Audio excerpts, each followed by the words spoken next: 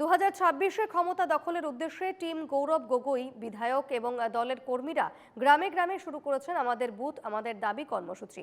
গোয়ালপাড়া জেলার জলেশ্বর কেন্দ্রের সুপারিভিটায় আয়োজিত অনুষ্ঠানে বিধায়ক আফতাব উদ্দিন মোল্লা, প্রদেশ কংগ্রেসের নবনিযুক্ত সভাপতি গৌরব গগৈয়ের নির্দেশে সারা রাজ্যের সঙ্গে জলেশ্বরেও চলছে আমাদের বুথ আমাদের দাবি কর্মসূচি।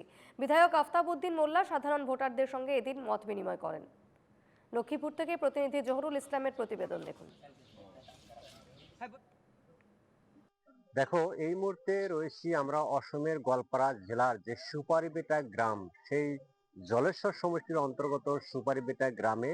আর আমরা দেখতে পাচ্ছি যে সুপারিবেটা গ্রামের যে কংগ্রেসের নবনির্বাচিত প্রেসিডেন্ট যিনি গৌরব গগৈ, সেই গৌরব গগৈর নেতৃত্বে আসলে দেখা গেল যে টিম গৌরবের সেই নেতৃত্বে আসলে দেখা গেল যে আমার গ্রাম আমার বুথ এই আসনি নিয়ে যারা সাধারণ লোক আমার বুথ আমার সমস্যা আমার দাবি এই এই এই সমস্ত যারা নতুন নতুন চিন্তাধারা নিয়ে কংগ্রেস আসলে যুদ্ধে নেমেছে।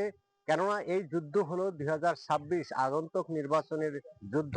এর সঙ্গে আমরা সরাসরি বাংলা টিভির দর্শকদেরকে দেখানোর চেষ্টা করছি যে কংগ্রেসের যিনি জলেশ্বর সমষ্টির বিধায়ক আফতাব উদ্দিন মোল্লা এবং তেনার সঙ্গে কংগ্রেসের যারা কর্মকর্তা তারা উপস্থিত হয়ে নিজের গ্রাম গ্রামে সমগ্র অসমে আসলে এইভাবে কংগ্রেসের পক্ষ থেকে অসমের প্রদেশ কংগ্রেস গৌরব গগৈর নেতৃত্বে আসলে এইভাবে অভিযান চালানো হচ্ছে। আমরা সরাসরি আসলে তাদের সঙ্গে কথা বলার জন্য চেষ্টা করব। এই মুহূর্তে আমাদের সঙ্গে রয়েছে স্থানীয় যিনি বিধায়ক আফতাব উদ্দিন মোল্লা। স্যার, আমরা দেখতে পাচ্ছি যে টিম গৌরবের যে নতুন কৌশল, যে আগন্তুক 2026-কে লক্ষ্য করে আসলে দেখা গেল যে নতুন নতুন বর্মাস্ত্র হিসাবে যে গ্রামে গ্রামে আপনারা অভিযান চালাইছেন, কি বলবেন? মানে আমার মাননীয় সভাপতি গৌরব গগৈ আমার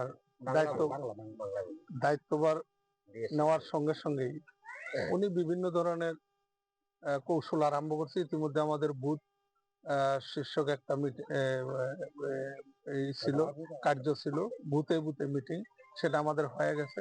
আবার এক মাস চাইতে চাইতে আবার উনি আমার বুথ আমার দাবি শীর্ষক একটা আলোচনা, যে আমাদের এই বুথের মধ্যে, আমাদের এই গ্রাম বা বুথের মধ্যে কি অসুবিধা আছে।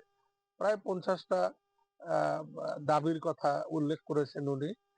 তার মধ্যে যে কোনো একটা দাবি উনি তুলে ধরতে বলছে প্রত্যেক বুথের থেকে। তো আমাদের এই বুথের যেটা মূল সমস্যা, আমাদের ব্রহ্মপুত্র গড়া হয় না, ব্রহ্মপুত্র নদী ভাঙন, যেটা নদী ভাঙন, সেই নদী ভাঙনের সমস্যা নিয়ে আমাদের বুথের সবাই একত্রিত ভাবে বলছে যে আমাদের নদীর সমস্যাটা বড় সমস্যা।